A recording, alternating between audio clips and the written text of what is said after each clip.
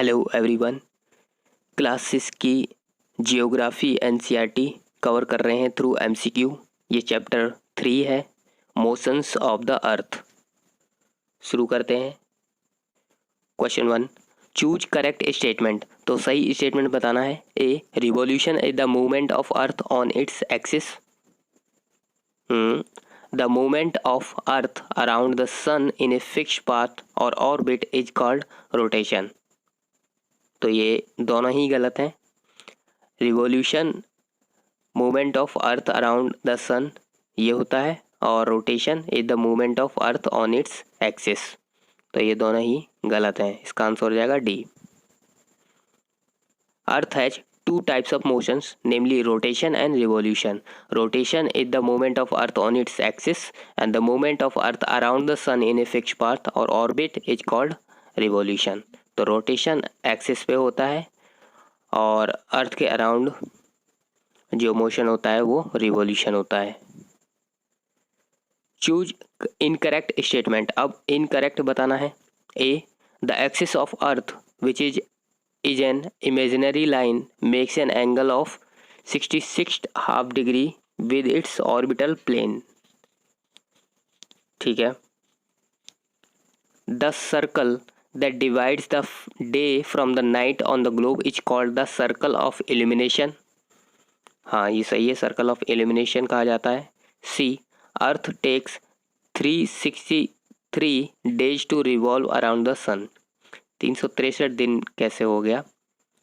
एक साल में रिवॉल्व करता है। ठीक है, तो 365 दिन से भी ज़्यादा टाइम लगता है। ठीक है, तो सी गलत है। डी भी पढ़ते हैं। The earth is going around the sun is an in an elliptical orbit. तो इलेप्टिकल ऑर्बिट में अर्थ रिवॉल्व करती है।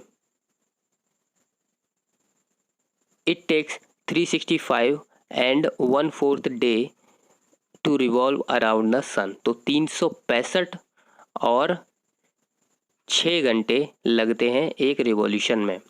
We consider a year as a consisting of 365 days only and ignore the 6 hours। 6 hour को हम ignore कर देते हैं और 365 दिन का एक साल मान लेते हैं। लेकिन ये 6 आवर 6 घंटे 4 साल में एक दिन बन जाते हैं, और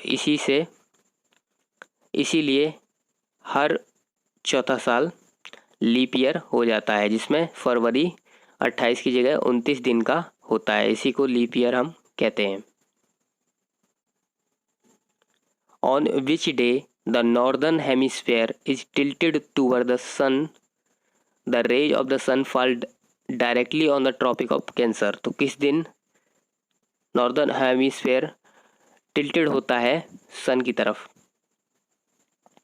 और इस दिन सन की रे डायरेक्टली ट्रॉपिक ऑफ कैंसर पर पड़ती हैं। तो ये होती है 21 जून को। ठीक है, 21 जून। On 21st June, the northern hemisphere is tilted toward the sun. The ray of the sun fall directly on the Tropic of Cancer. As a result, the areas receive more heat. The areas near the poles receive less heat as the rays of the sun are slanting. On which day direct rays of sun fall on the equator? Direct sun की raise equator पर पड़ती हैं कब? ये पड़ती हैं 21 मार्च को भी और 23 सितंबर को भी। तो आंसर हो जाएगा सी, बोथ।